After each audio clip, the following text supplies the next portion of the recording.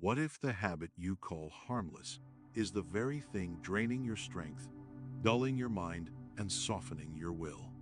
You don't see the chains, but you feel them. This isn't about shame. It's about power. Because the man who can't control himself can never lead himself. So let's talk about the habit no one wants to admit and the 5 truths that will change how you see it forever. Part 1. Mental sovereignty. When you control the narrative, you control the urge. It doesn't start in your body. It starts in your mind. Every time the urge hits, the real battle isn't physical, it's psychological. The thought whispers, just once. You deserve it. No harm done. And before your body even moves, your mind has already surrendered. That's the trap. And that's why real mastery begins not in resistance, but in reframing. Most men think self-control means fighting the urge. But the Stoics knew better. Epictetus taught, we are disturbed not by things, but by the view we take of them. When you see the urge as your enemy, it controls you. When you see it as your teacher, you rise above it. Mental sovereignty means reclaiming that internal dialogue. It means replacing, I need this, with, I see this, and I choose otherwise. Think of Julian, a man who used to relapse every time life got hard. Breakups, stress, boredom, the habit was his escape. But when he started journaling every thought that led to the urge, he saw the pattern. The trigger wasn't desire, it was powerlessness. So he flipped the script. Every urge became a signal, where am I giving my power away? That simple reframe turned shame into strength, temptation into awareness, and gradually into freedom. Because once you own the story in your mind, no habit can own you. Part 2. Forged in restraint. Why real freedom begins with saying no. True power isn't found in what you can do. It's found in what you can refuse to do, even when it's easy, even when no one is watching. Every time you say no to a fleeting urge, you say yes to your higher self. That's the truth the world won't tell you. Because everywhere you look, you're told to indulge, to give in, to satisfy every craving the moment it arises. But what does that create? Men who are distracted, addicted, weak. The Stoics knew that restraint wasn't about punishment. It was about precision, about energy conservation, about refusing to leak your potential through your fingertips every time a shallow impulse knocks. Seneca once said, to be everywhere is to be nowhere. The same applies to your discipline. If your will is scattered, given away to every passing temptation, you'll never build anything solid. Let me tell you about Isaac, a client who once told me he couldn't focus, couldn't lead, couldn't commit. He thought something was wrong with him, until he realized his energy wasn't broken. It was just being drained every night by a habit he never questioned. When he stopped, he didn't just gain time, he gained clarity. He could think, breathe, plan, build, because his mind finally belonged to him, not his urges. Freedom begins when you stop obeying yourself at your weakest. And every no you say to indulgence is a yes to strength. Part 3. The mission mindset. Replacing pleasure with pursuit. Every man is chasing something. The question is what? When you don't have a clear pursuit, pleasure becomes your placeholder. You're not weak. You're underused. And that's what most men miss. It's not about removing the habit. It's about replacing it with a mission worth waking up for. The Stoics believed that a life without direction is a life wasted. Seneca didn't just write about discipline, he lived it. Because he knew that unchecked desire always creeps in where purpose is absent. That's why your energy feels scattered. because it has nowhere to go. But here's the truth. That same energy fueling your urges, it can fuel your future. Take Leon, for example. He used to say he just wanted peace. But what he really lacked was purpose. No direction, no fire, just the cycle. Indulge, regret, repeat. One day, he did something radical. He deleted every distraction and wrote down 5 things he wanted to build before he died. It wasn't dramatic, but it was defining. Each time the urge returned, he looked at that list. Not with shame, with focus. And slowly, the cycle broke. Purpose gives you something pleasure never can. Momentum. It pushes you forward. It lifts your standards. And most importantly, it makes your time too valuable to waste. You don't need more willpower. You need a mission. One strong enough to make distraction feel like defeat. Part 4.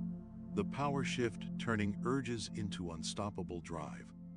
There's a hidden fire in every man, and most wasted on a screen.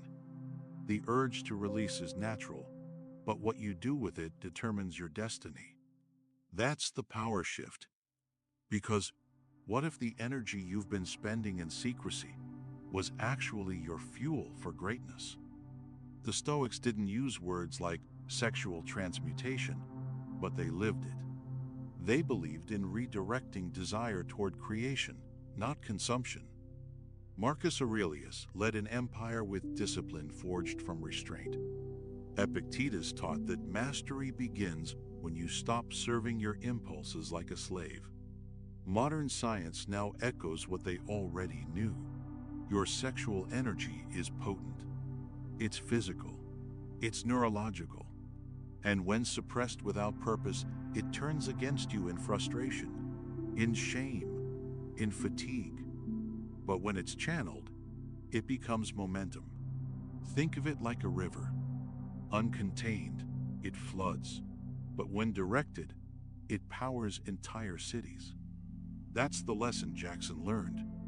He was addicted to short bursts of pleasure, always tired, always behind. But when he made the shift, everything changed.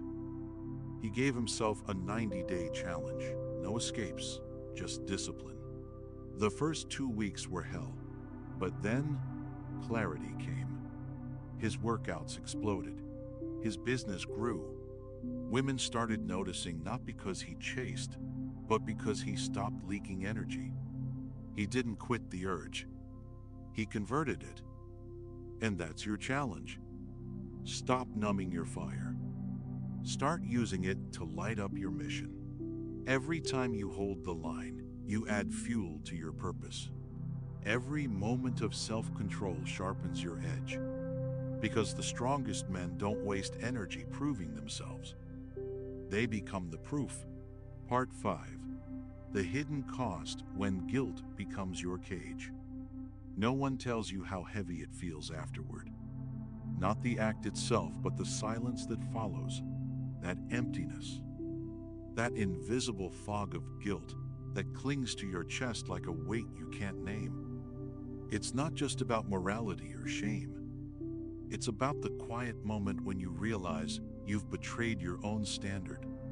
Every time you tell yourself, this is the last time, and then break that promise, a small part of your integrity dissolves. Not to impress others, not to live up to someone else's code, but because deep down, you knew you could have done better. That's what guilt really is. Not a punishment, but a reminder of your potential. And when left unchecked, that guilt doesn't just linger. It becomes a cage. You stop trying. You stop reaching. You convince yourself that you're too far gone. That because you slipped once, you're not worthy of rising again. But that's a lie. A clever, seductive lie. The Stoics taught us, don't be ashamed of needing help. You have a duty to reach your hand out.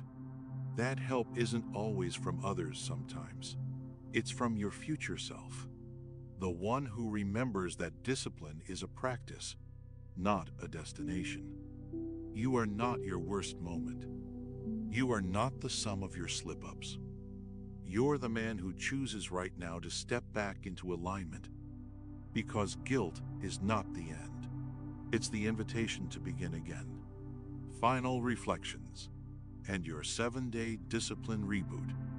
You thought it was harmless, just a release, just a habit.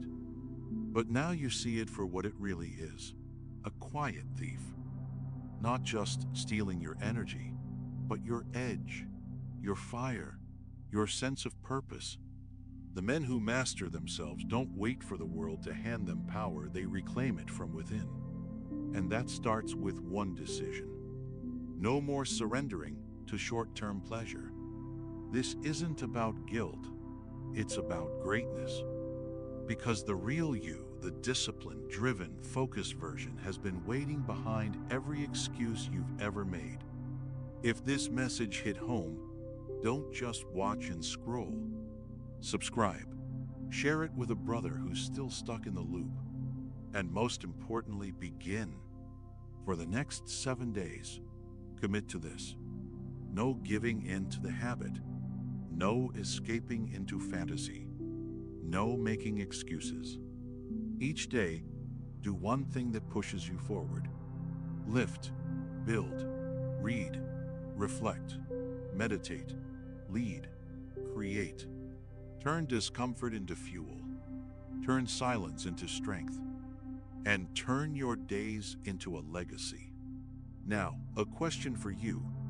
Have you ever felt like this habit was quietly stealing your energy or focus? What helped you break free, or what's still holding you back? Drop your answer in the comments.